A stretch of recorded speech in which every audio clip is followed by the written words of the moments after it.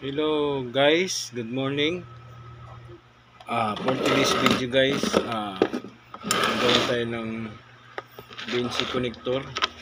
So meron tayo ditong coaxial cable. Then yung BNC connector. Ayan. Tapos shrinkable tube, cutter, and BNC crimping tools. Yan guys. So ayan guys. So first, balatan natin tong yung BNC, yung coaxial cable.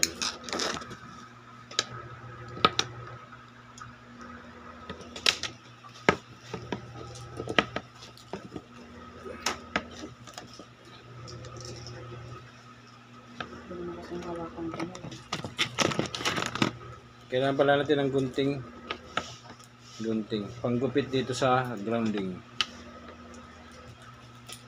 So bawasan lang natin ng konti yan para andyan pa yung grounding.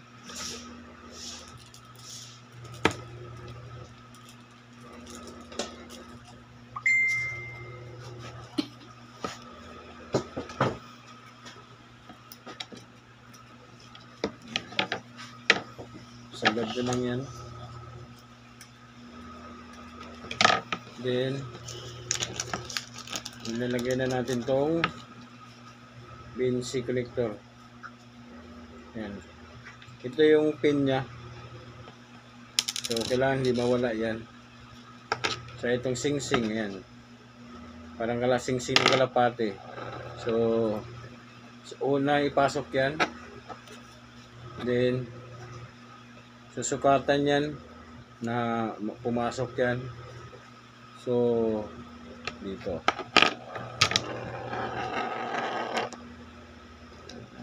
babalatan lang natin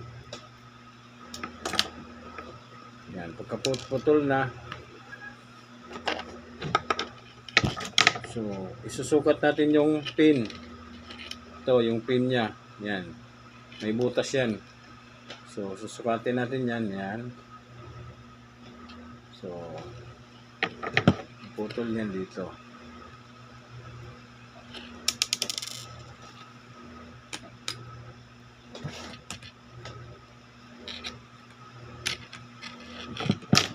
Tigas. Plies. Matigas, di kaya ng gunting.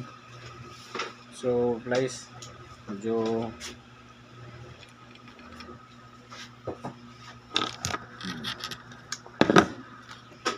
na guys, putol na. So ilalagay na natin to dito. Yan. Pagkalagay niyan, so may naman dito, yung pinaka nito, kanal. Yan, ilalagay natin dito yan, pasok yan.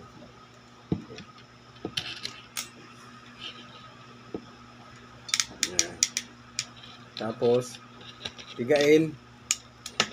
Yan. Isang piga lang.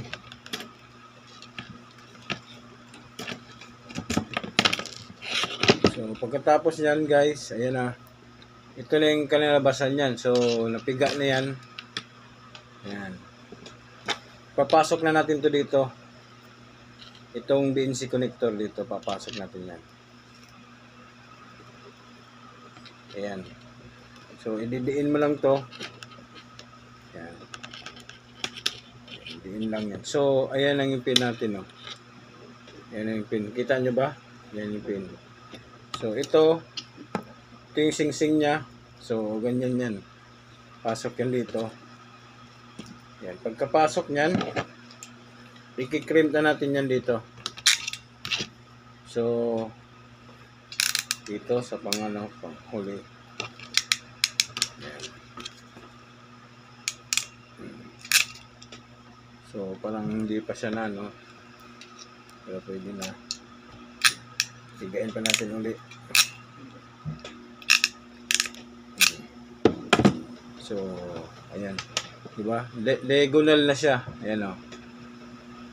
Parang octagon na siya, diba? So, itong shrinkable, ito yung purpose nito. Kaya meron tayong shrinkable na ginagamit para dito. Gupit lang tayo para makover natin yung wire. So, dapat nakalagay na dapat tong shrinkable tsaka itong yung spring niya.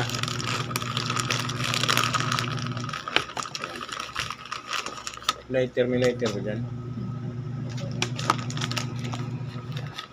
So, pasensya na. Wala akong lighter pala. So, ito, ininit ko na ito sa kalan. Ayan, nasa. Ayan. So, di maganda siya tingnan, di ba? Maganda tingnan pag may shrinkable, guys. Ayan. So, sample lang to guys. Ayan. Apply nyo lang dito sa kabit.